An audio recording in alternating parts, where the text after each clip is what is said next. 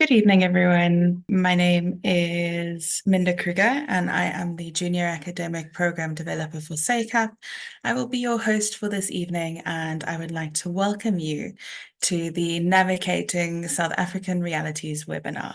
Joining us this evening, we have a fantastic opportunity to have Natalie and Kirsten with us, who will share their knowledge on this topic. First, I would like to introduce Natalie Donaldson, who is the head of postgraduate and professional programs at SACAP. Natalie has earned a postgraduate diploma in higher education and a Master of Social Science in Psychology from Rhodes University in Grahamstown. Natalie is currently a research associate with the psychology department at Rhodes University and should be submitting a PhD in the psychology of education within the next few months. Natalie was a lecturer at Rhodes University for over a decade and has taught at the University of Cape Town and the University of Western Cape. Natalie has supervised honors and master's research proposals and has published peer-reviewed journal articles and book chapters locally and internationally. Natalie's research and teaching interests lie in exploring the intersectionality of gender, race, and sexuality, and the ways in which these identities impact on people's lived experiences in South Africa. Then we also have Kirsten Harrison, who is an HPCSA registered counselor, completing her master's in psychology degree with research focused on COVID-19 and mental health. Kirsten currently holds the position of Institutional Lead Program Coordinator for the Applied Psychology faculty at SACAP. Alongside this, Kirsten has maintained a private practice for counseling as well as supervision of fellow registered counselors for the last 8 years. Before exploring her research, her passion for the teaching and learning space, Kirsten spent time in practice focusing on working with addiction and trauma for several years. Alongside this, Kirsten is passionate about community and disaster relief work. So with that, without further ado, I would like to hand over to Kirsten. Thank you so much for that introduction, Mins. And to all of our attendees this evening, we are delighted to have you join us for this critical discussion. This discussion is aimed at illustrating and encouraging healthy dialogue about important issues. I'd like to open with a profound quote by Martin Luther King Jr.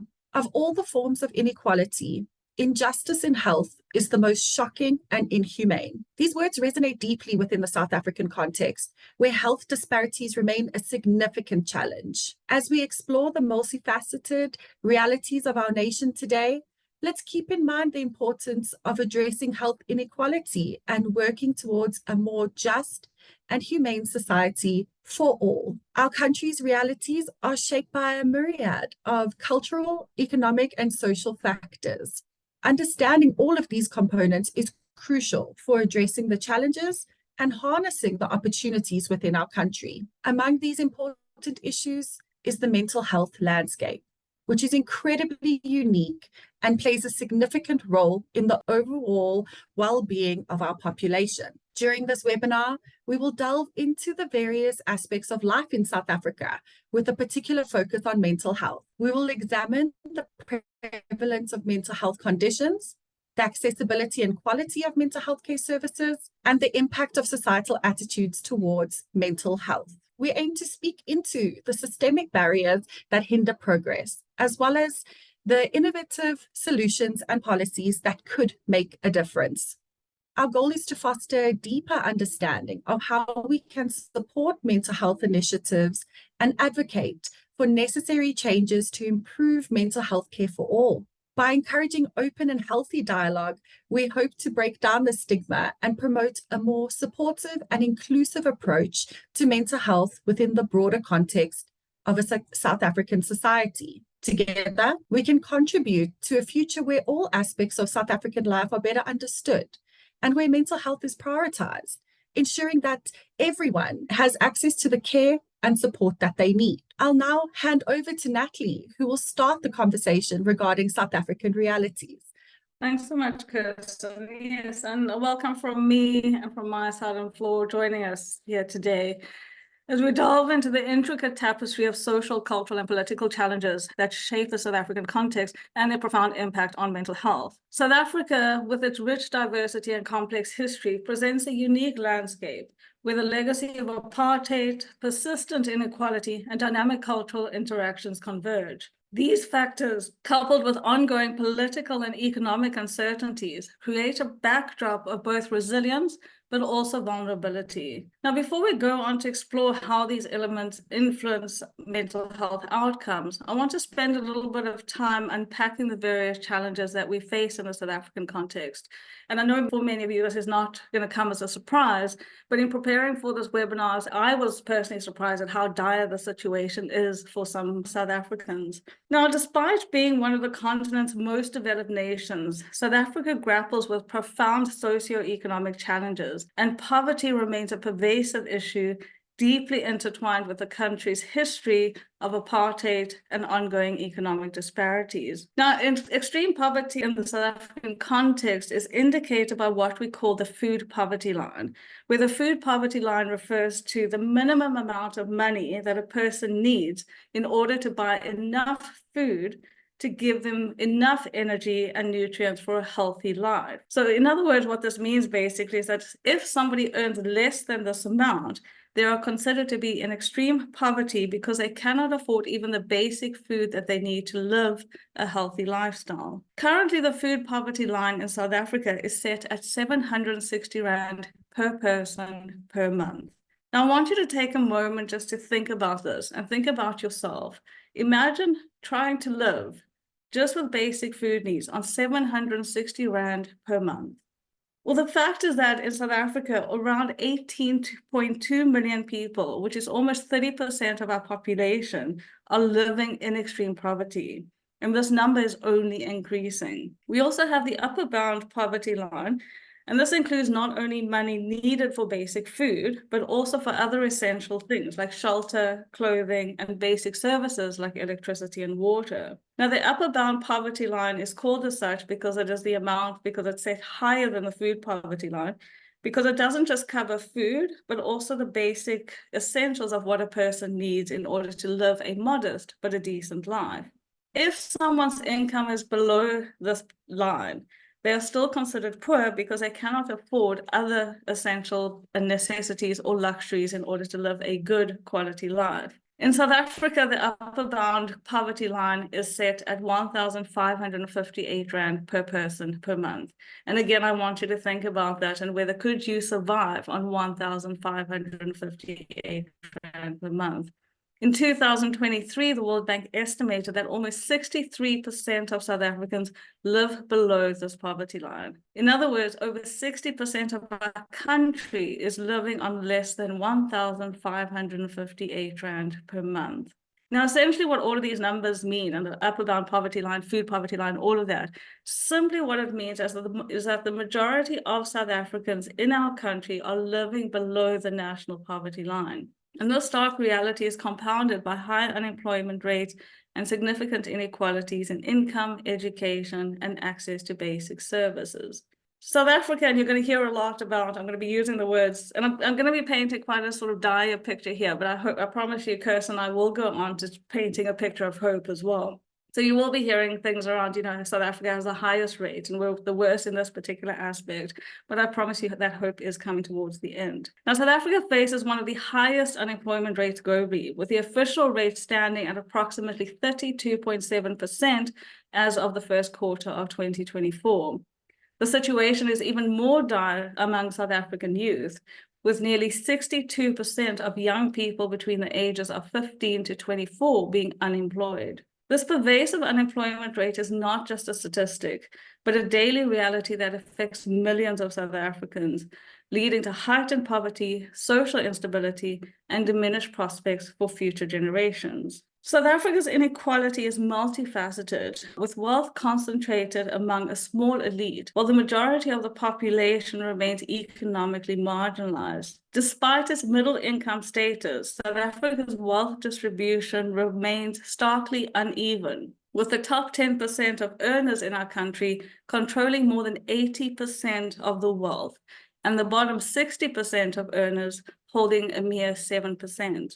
These disparities are further compounded by historical racial and gender inequalities, where race and gender still significantly determine educational and economic outcomes. So, for example, statistics in South Africa show that Black South Africans earn significantly less than all other racial groups, and women earn on average 30% less than men with the same education level and skills. Speaking of education, as we know with Feast Must Fall and all of those kind of protests, is not only a fundamental basic human right, but is also a cornerstone for socioeconomic development. Today, South Africa's education system is, I'm sad to say, ranked one of the worst in the world. Approximately 82% of grade 4 learners still cannot read for meaning or understanding. 25% of our matriculants fail their final exams. Approximately 50% of learners will drop out of school before they even reach or complete matric. Furthermore, and alarmingly, only around 14% of those who start school will eventually enter into higher education, and only 5% of these will actually end up qualifying with a tertiary qualification. Disadvantaged sectors of South African population continue to receive substandard education, with only 20% of our 25,000 government schools providing what would be considered a good quality education. And almost 80% of these schools are considered dysfunctional. Infrastructure issues plague many schools, with over 20,000 public schools lacking laboratories that are essential for learning and teaching. Over 18,000 don't even have libraries, and over 16,000 don't have access to internet. Additionally, over 4,000 schools only have plain pit latrines as toilets, and 239 of them have no electricity at all. All of these challenges perpetuate South Africa's reputation as one of the most unequal societies in the world. Now, despite our country's commitment to improving public services post-apartheid, many South Africans still lack access to basic services such as clean water, sanitation, and reliable electricity. Recent data reveals that 20% of households do not have access to piped running water, and approximately 14% are not connected to the national electricity grid. Furthermore, sanitation facilities are inadequate for many, with a large proportion of our population still relying on pit latrines, which are not only unhygienic, but extremely dangerous. Electricity supply shortages have constrained South Africa's growth for many years. And I know the dreaded swear word that we all have of load shedding is something that we know almost intimately and almost on a daily basis. Now, the cumulated duration of the outages due to rotational load shedding in 2023 was equivalent to 289 days without power. The severe electricity shortfall has affected infrastructure such as water, IT, service delivery, health, and education as well. These deficiencies are exacerbated by issues of corruption, mismanagement, and underfunding within local governments, leading to widespread public dissatisfaction and frequent protests, which often turn violent. Now, crime and violence is something that remains a critical concern and that impacts the safety and well-being of all of our citizens. I don't think there's any one of us who feels safe even just walking outside of our house during the daytime and even more so at night. South Africa continues to grapple with large high levels of crime, with recent statistics painting a sobering picture. And I'm not going to go through these statistics because they're quite sad. In comparison to other countries, South Africa has one of the highest rates of violent crime in the world, including a murder rate of 41.5 per 100,000 people as of 2024. Other violent crimes such as assault and robbery are also prevalent, with the most recent reports indicating significant year-on-year increases. Gender-based violence also remains a particularly severe issue, with thousands of cases of domestic violence and sexual assault reported annually, and that's just reported cases.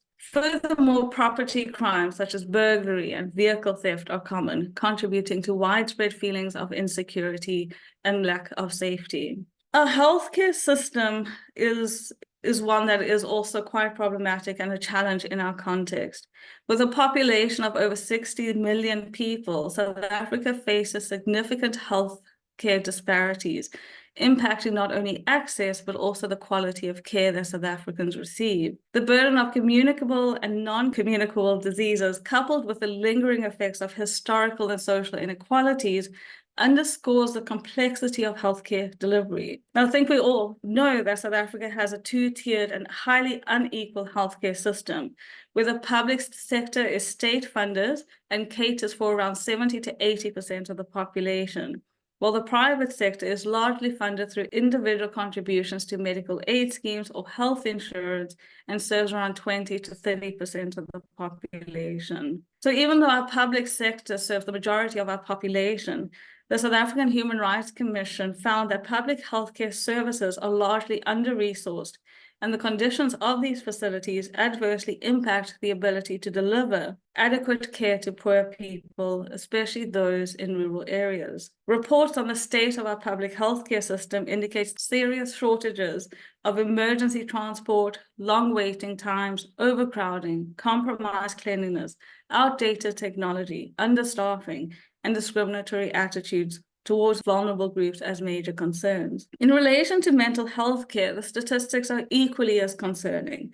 According to the 2021 Annual Mental State of the World Report, South Africa ranks as, again, one of the worst countries when it comes to mental health. A recent white paper by the Wit Medical Research Council reveals that around 1 in 6 adult South Africans meet the diagnostic criteria for depression, anxiety, and/or problematic substance use. Despite this high prevalence, it is believed that 75% of South Africans living with a common mental health condition, such as depression, anxiety, or problematic substance use, do not receive treatment. Now, when including people living with severe mental health condition, the estimates of this treatment gap increases to 92%.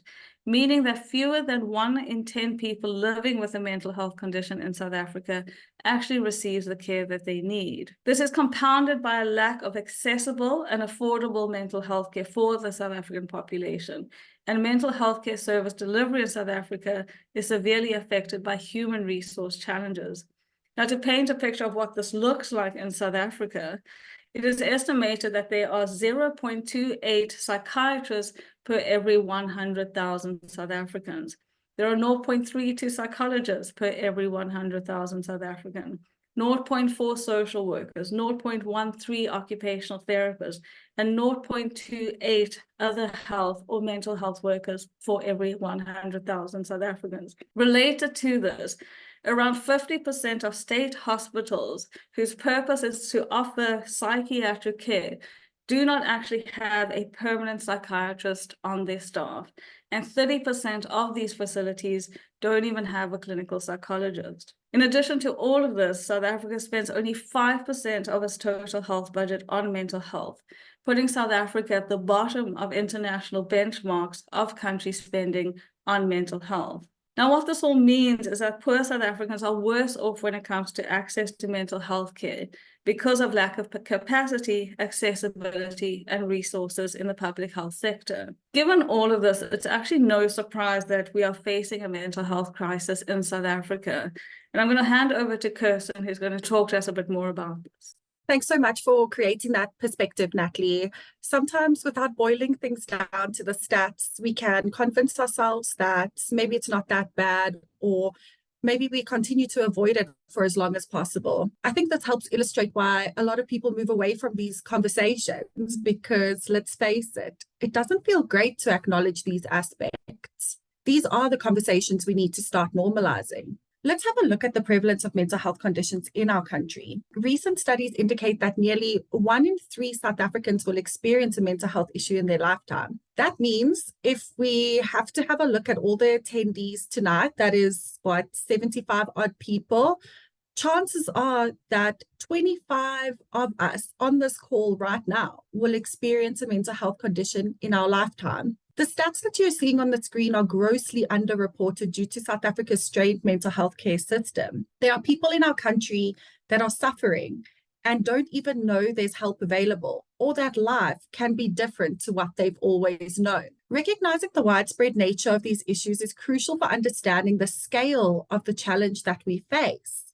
This is the challenge that Natalie was able to highlight with bringing in the stats. We are also now still experiencing the mental health aftermath of significant events in our history as a country. One of the aspects that Natalie did mention was that only 5% of the national health budget is allocated to mental health. The limited funding is insufficient to address the widespread prevalence of these mental health conditions, to improve the accessibility to services, or to combat the pervasive stigma surrounding mental health. This disparity highlights the urgent need for increased investment and resources to ensure that mental health care is prioritized and that all South Africans have access to the support and treatment that they need. Over time, there have been changes, and we can't ignore that the focus on mental health is growing, even at an incredibly slow rate. Majority of resources are seen in urban areas as well as in the private healthcare system,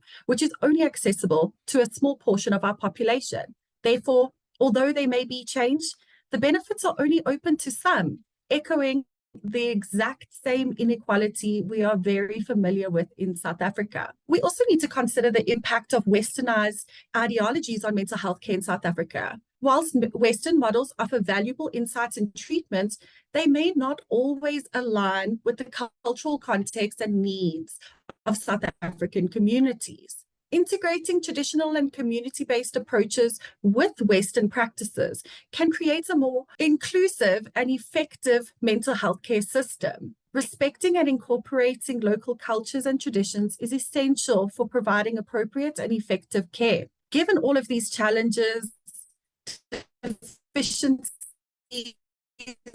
inequalities that we've highlighted now, becomes even more clear that Nats will touch on these now and start that conversation. Thank you, Kirsten. Yeah, so in response to these challenges, as Kirsten has said, alternative approaches to mental health care has emerged, offering innovative and culturally relevant ways to support mental health and well-being.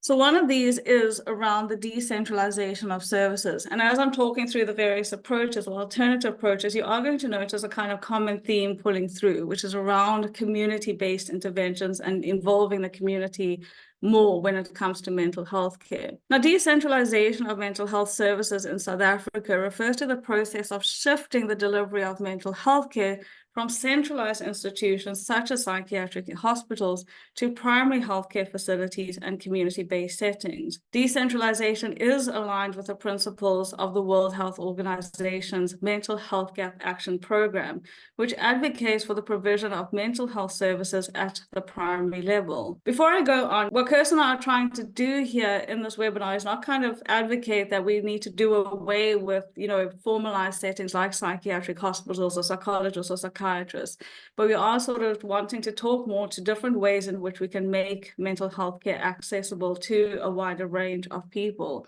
And decentralization is one of the ways in which we can do this. Now, what decentralization then involves is firstly, training programs should be developed and implemented where primary healthcare workers such as nurses can develop the skills and knowledge needed to assess, diagnose, and manage mental health disorders with the support of psychiatric and psychological specialists. By integrating mental health care services into primary healthcare, people with mental health concerns can access care closer to home, because we do often have clinics or hospitals closer to people than we do have psychologists or psychiatric institutions. This reduces the need for long-distance traveling, as well as reducing the stigma related to mental health. Secondly, the development of community-based mental health care services, and I'll touch on this a little bit more later, but so will Kirsten in her next section, such as mental health care teams and outreach programs, are used to train people within communities to provide support and care to people with mental health challenges, thereby again reducing the need for hospitalization, but also promoting social inclusion. Now, related to decentralization is what we call task shifting. And this is particularly important when we look at the shortage of mental health care providers in the South African context, and especially when it comes to remote and rural settings. settings. Now, task shifting involves expanding the reach of mental health care by delegating specific tasks from specialized mental health care workers, such as psychiatrists and psychologists, to less specialized healthcare workers, such as nurses, social workers, or community healthcare workers. And I did briefly notice a comment in the chat about, how social workers are not really being used as much as they could be used. Task shifting does extend to community-based interventions, where lay healthcare workers or community healthcare workers are trained to provide basic psychosocial support and counseling to individuals with mental health issues. Now, not only does this bridge the gap between formal mental health services and the community and create greater access to mental health care services, but because these workers are often working in the communities that they're serving, they're also able to provide culturally sensitive care. Now, culturally appropriate mental health care refers to practices and interventions that are respectful of and responsive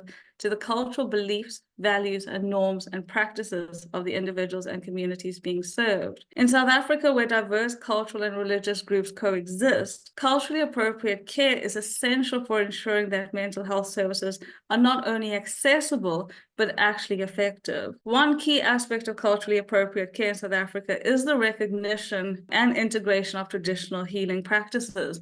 Now, I'm not going to talk too much about this because Kirsten will talk about this a little bit later. But essentially, integrating traditional healers into the mental health system can improve access and enhance the cultural relevance of the services that we offer. Another important consideration is the use of culturally sensitive tools and treatment approaches. This includes using language-appropriate materials, incorporating cultural symbols and metaphors into therapy, and respecting cultural taboos and norms. But now, culturally appropriate care also involves recognizing the impact of social determinants of health on mental health being, such as poverty, discrimination, and historical trauma. And so interventions that we do develop and that we do use should address not only the individual, but the broader social and economic factors in order to be particularly effective. Now, prevention and early intervention is important because it aims to reduce the burden of mental illness and improve the outcomes for individuals and communities, and focuses on identifying and addressing risk factors before they escalate into more serious mental health problems, while also providing timely and appropriate care to individuals. This may include things like health promotion campaigns, workshops, support groups,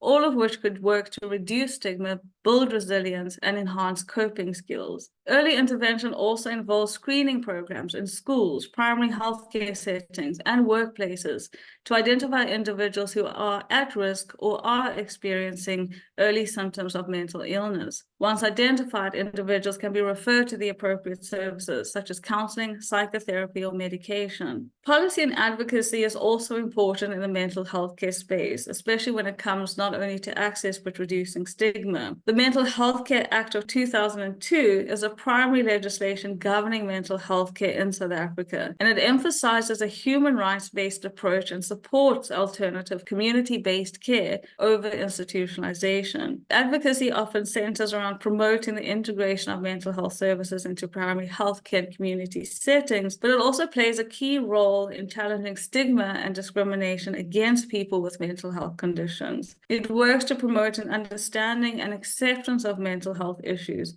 which could lead to more supportive environments and increased access. Now, already we've been talking quite a lot about community-based interventions, and when it comes to mental health, alternative approaches to mental health care needs to involve community engagement and participation. Kirsten again will talk a bit more on community-based interventions and empowering communities, but essentially community-based interventions involve a range of stakeholders, including community leaders, healthcare workers, social workers, all working together to promote mental health awareness, stigma reduction, and provide psychosocial support. One example of an amazing and successful community-based intervention that does this is called the Friendship Bench program in Zimbabwe, which has actually been adapted and replicated in the South African context. Now, this program was developed with the aim of providing accessible and effective mental health support to communities where there is a shortage of mental health care workers. This program involves training community members, and these are often elderly women affectionately known as grandmothers, in evidence-based talk therapy techniques.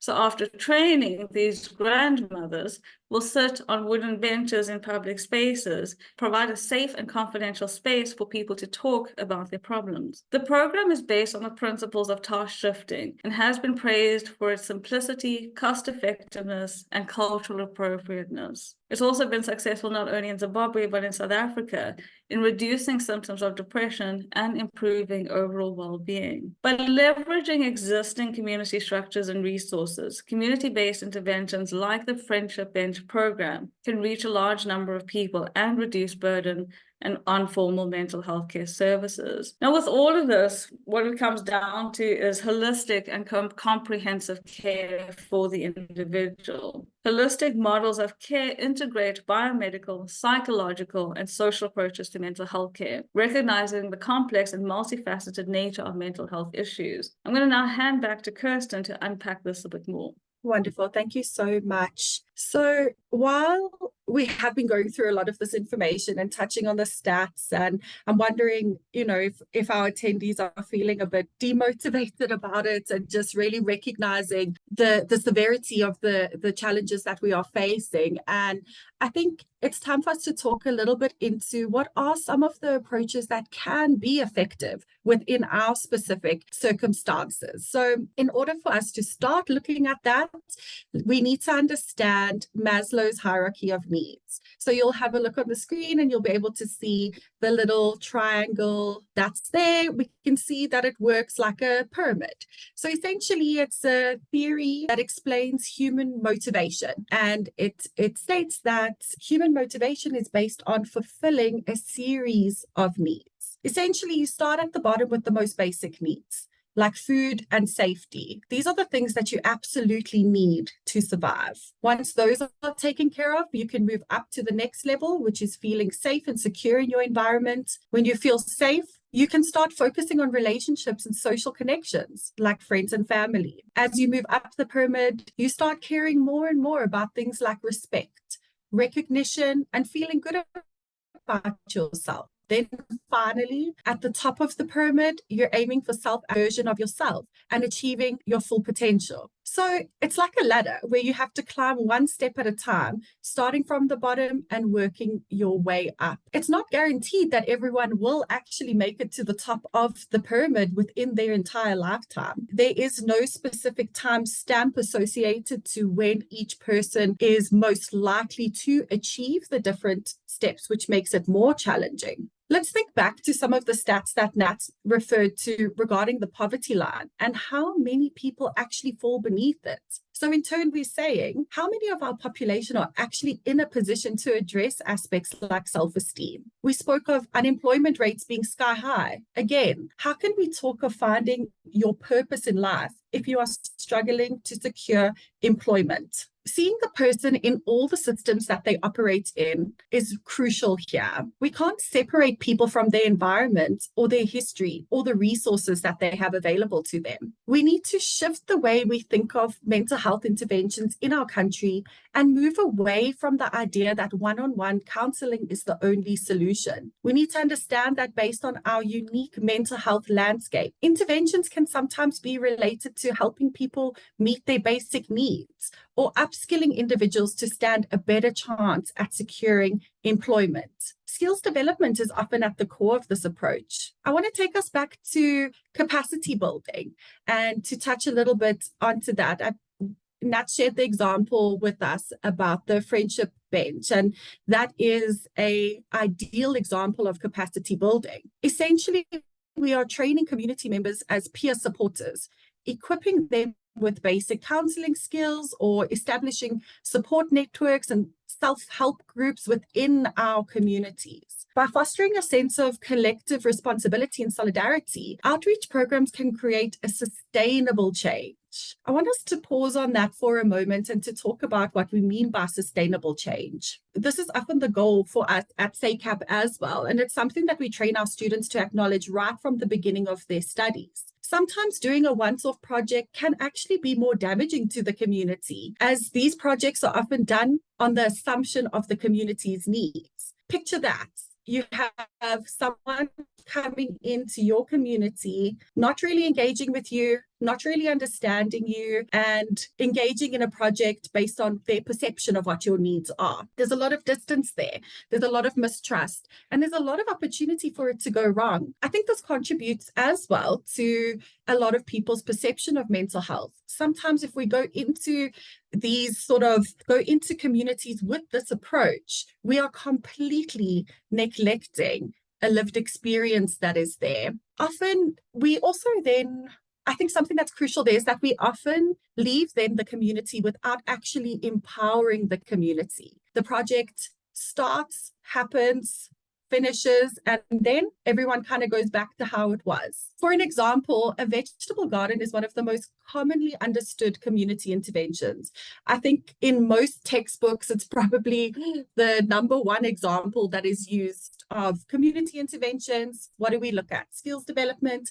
Let's teach communities on how to grow vegetables, and then suddenly they should be better. Sure, that is a good and viable option. I remember years ago doing a needs analysis with the community, and they said, please, no more vegetable gardens. We actually have ton. So even if we go according to what the textbook says in terms of examples, if we're not engaging with the community, we don't actually know what they need. And if we don't know that, how is our intervention actually going to be appropriate and impactful? You can come up with the most beautiful intervention on paper that seems to meet all of the objectives that you're looking for. But when it comes to the execution, have you truly understood the community that you're working with? Have you included them in the execution of it? These are the important questions we need to consider. Going back to talking about the integration of services, Nat's touched on mental health care and our physical health care and how we can look at combining these aspects and seeing these as equally crucial. And by talking about the focus needing to be on mental health, we aren't saying that suddenly physical health needs to fall into the shadows, because then in 10, 15 years, we'll be sitting here having this similar conversation just about the physical health care and primary health care. By integrating mental health care services into primary health care, patients can receive holistic care that addresses both their physical and mental health care needs in one place. This can reduce the stigma that's often associated with seeking mental health support. There are other aspects that we can consider, such as telemedicine and digital healthcare platforms, which can play a significant role in reaching underserved and rural populations, where access to mental health professionals is limited. Importantly, integrating services also involves recognizing and incorporating traditional and cultural practices and beliefs. Engaging traditional healers and community leaders in mental health education and support can bridge the gap between modern healthcare and cultural practices, in turn leading to a situation where we are fostering trust and acceptance within our communities. This brings me to psychoeducation. Psychoeducation is definitely at the top of the list when we look at ways to reduce stigma.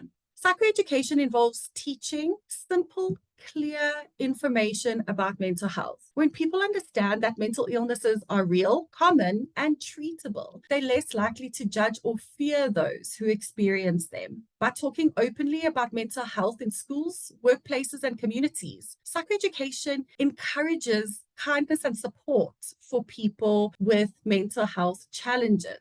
Learning about signs of mental health issues also helps people seek help sooner, leading to better outcomes. Overall, psychoeducation empowers everyone to support each other and create communities where mental health is understood and respected. Although that is quite the mouthful, I'm going to hand over to Nats to bring it all together for us. So yeah, we're coming to the end, and it's evident that the South African landscape is one that is complex, multifaceted, and deeply rooted in historical, sociocultural, and economic factors. In this webinar, Kirsten and I have tried to bring to light the various critical aspects, ranging from the impact of historical trauma and our legacy of oppression and discrimination to the ongoing challenges of poverty, inequality, and violence. Now, when preparing for this webinar, I was reminded of an African proverb that says, if you want to go quickly, go alone. If you want to go far, go together. This proverb speaks to the essence of collaboration, community, and shared responsibility,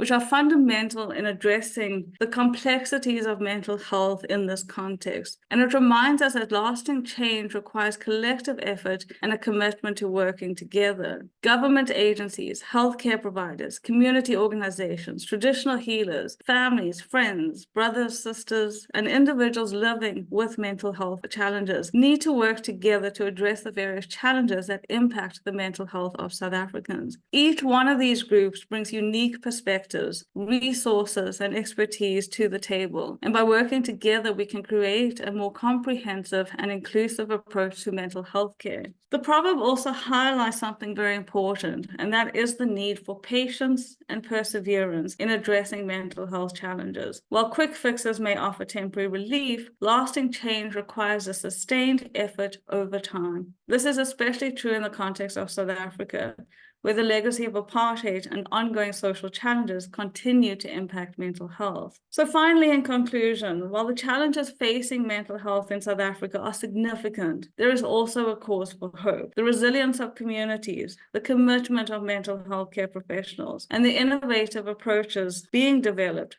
all point to a brighter future. By working together and prioritizing mental health as a national priority, we can create a South Africa where mental health is valued and all individuals have the opportunity to live fulfilling lives. Thank you, everyone.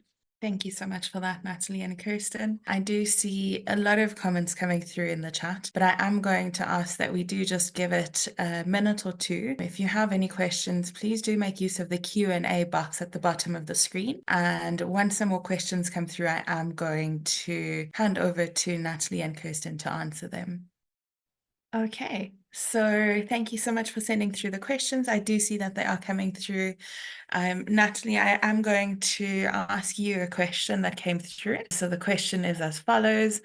I'm so behind the community-orientated approach and the comprehensive outline shared. But if basic living conditions are not met, it won't matter how many psychiatrists or psychologists we have. How does or can or should the mental health profession contribute to eradicating or mitigating for so many of the socioeconomic conditions that are without a doubt major contributors to, for example, anxiety, suicide, addiction, and depression? Thanks, Minda. Yeah, I'm looking at some of the questions coming in, and they're not easy, but I suppose Kirsten, I should have expected that. So I'm going to answer this from my own personal opinion and not as a SACAP person. But I think this is kind of what has gone wrong in the field of psychology, because Tandy, you're exactly right, is that, it doesn't actually matter how many psychologists we have. We can have a psychologist in every town and a psychiatrist in every town, but if we're not dealing with fundamental issues and challenges like poverty,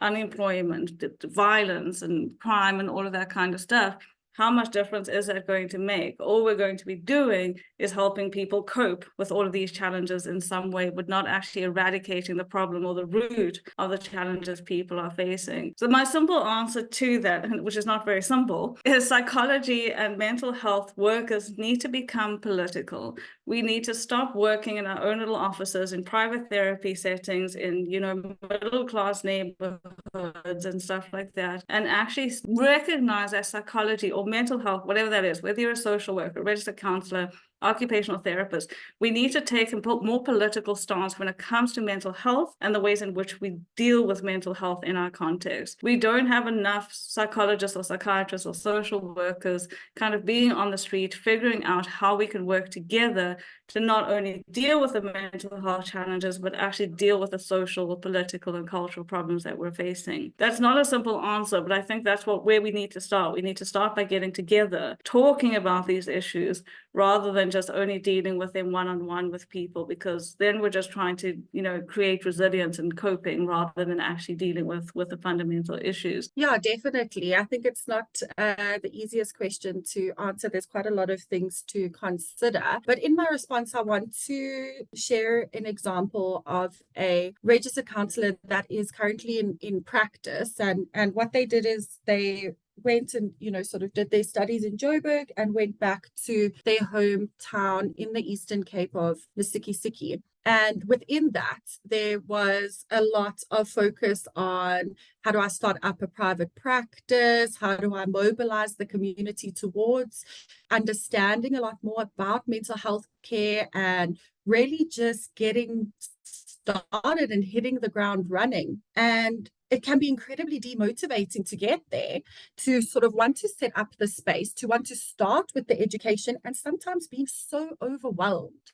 by the need and the barriers that are being faced. So, for example, what this registered counsellor did was go back to the drawing board and starting to think about how can I assist people in a larger capacity? Because it's not that she wouldn't get people inquiring about her practice or wanting to know a little bit more. It's just that there were so many barriers in place of these individuals actually receiving the care that they need. And one of the solutions that she was working on is engaging with the Department of Social Development and starting to make a lot of these real life experiences, these realities, making them real and tangible to those that sit in positions in government, for example, that may have the ability to somehow invoke even the smallest amount of change. So sometimes studying psychology and counseling doesn't always look like a career of sitting across from someone one-on-one. It's about empowerment. It's about thinking about how can I use the skills that I have to educate and to try and mobilize as much change as possible. Thank you so much for that. Thank you for such a comprehensive answer, both of you. Kirsten, the next question is coming your way. What are some of the ways that we can ethically engage with communities when formulating community interventions? Absolutely. That's a really good question. I think that there is no shortage of people within our country that want to do something. And by seeing a lot of the comments here this evening, it just shows that there is that sort of motivation that people are holding there, but they are getting stuck of that question of, okay, actually, what can I do? So I can understand where the gap is. I can understand all of these different aspects, but practically, as an individual, what can I do? And just to go back to this question, I think first and foremost, we have to look at how we are including the community in formulating the intervention.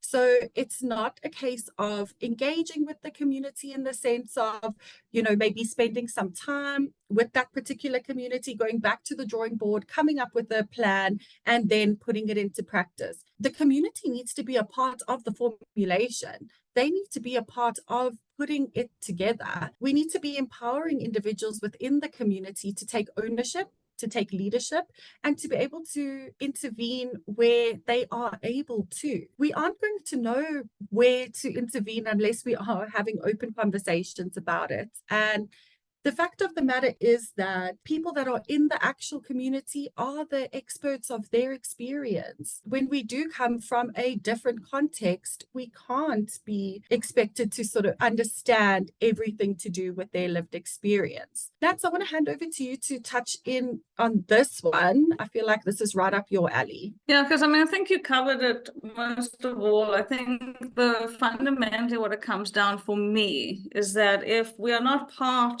of this community that we're wanting to work with, is that we cannot go in there with the savior complex. That is not useful. That is not working with communities ethically. We need to be working collaboratively. We need to recognize that, as Kirsten has said, that the community stakeholders, the community leaders, there are people in that community who are more of an expert of what that community needs and how to achieve that. So I just look at some of the work our master's students are doing, for example, where our master's is focused on community-based interventions.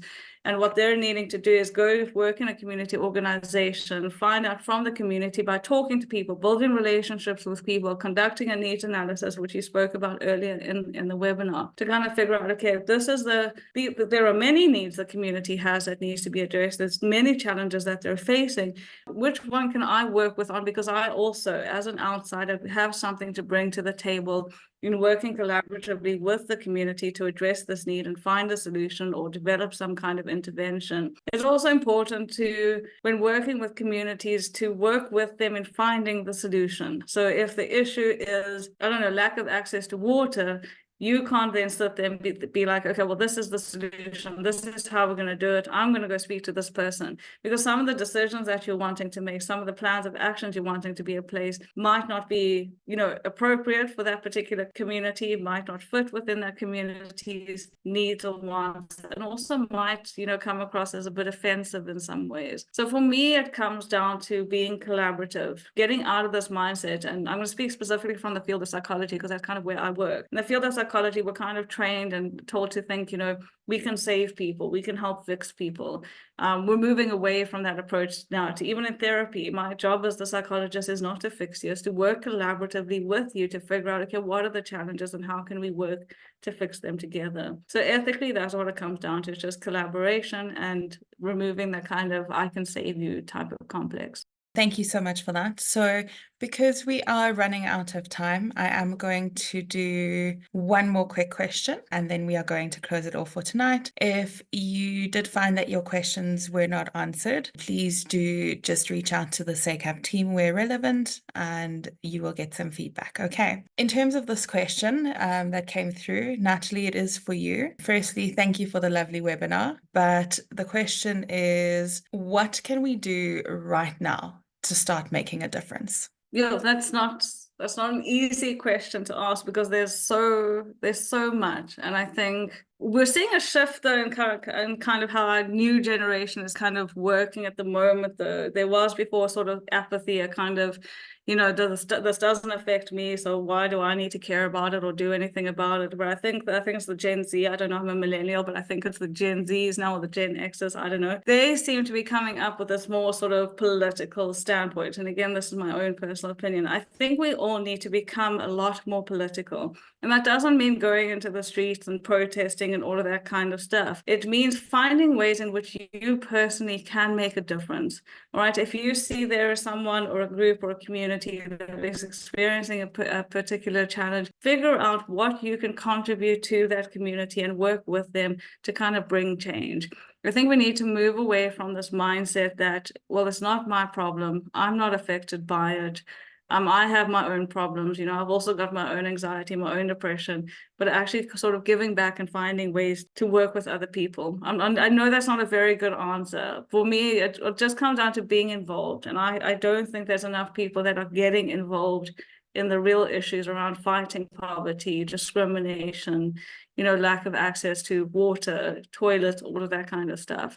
And I think if more of us got involved, that might make a difference. Just a real quick one in terms of what you can start doing right now, and this goes for everyone, is have a look at your own circles that you engage with and the conversations that you do have. Are you encouraging having conversations and critical conversations like we had this evening? Are you committing to facing some of these harsh realities and introducing them into spaces where you don't often hear them being spoken? I think something that every single person on this call can do is to absolutely work towards normalizing speaking about mental health, speaking about what's really going on. We can only put our head in the sand for so long. It's uncomfortable at times, but it's real. It's the conversations we have to have. And that's something that costs nothing and you can start it immediately. So that's one thing that everyone can commit to after this. So with that, we've come to the end of our live Q&A session. If we did not answer your question, or if you would like to chat to any of our team and have them contact you, please do leave your email address and query in the chat box, and the admissions team will be in contact. Please also follow us on our different social media channels to make sure that you stay up to date with upcoming events, program launches, and updates to see the recording to this webinar. Thank you to all of our attendees and panelists for being here. Thank you for joining us this evening, and we hope that you have a wonderful evening further. Goodbye.